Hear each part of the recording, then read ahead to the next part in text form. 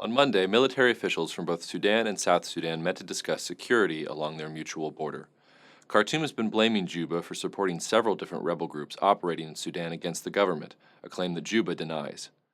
Khartoum has issued an ultimatum that if South Sudan does not end their support of the rebel groups, Khartoum will stop South Sudan's oil from flowing through Sudanese pipelines. Ultimately, the objective for Khartoum is leveraging its pipelines to negotiate or extort further concessions on security issues from Juba. However, a lengthy shutdown of oil flow is unlikely. South Sudan and Sudan have had a rocky relationship since South Sudan became independent in 2011.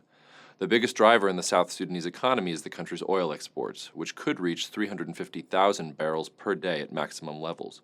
But the landlocked country must use Khartoum's pipelines to reach global markets. Initially, the two countries never agreed on the amount of transit fees that Juba would give to Khartoum in order to access those pipelines. Khartoum was accused of confiscating some of South Sudan's oil as compensation, causing South Sudan, in return, to stop oil production until a deal was in place. The two sides reached an agreement on transit fees in September 2012, but Khartoum was insistent that the financial agreement was conditional on the two countries reaching security deals, specifically Juba halting its support of Sudanese rebel groups. In March 2013, the two sides agreed to a security pact which allowed for the oil production to restart the following month.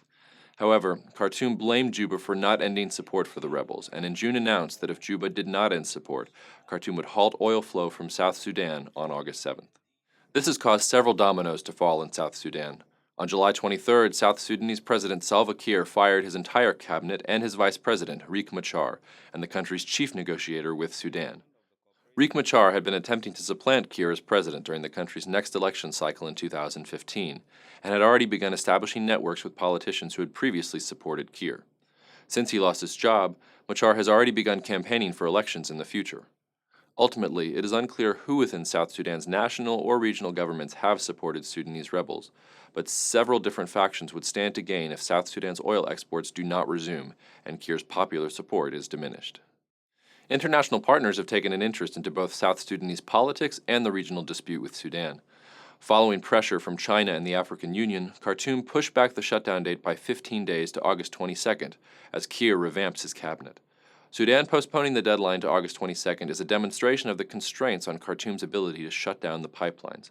Khartoum is essentially using the threat of a shutdown as a bargaining tool and has in the past leveraged its pipelines to gain high transit fees from South Sudan. Khartoum knows that a complete shutdown would only exacerbate the political turmoil in South Sudan, and such turmoil would postpone any potential security agreements, which would in turn hinder the collection of the lucrative transit fees that Sudan desires.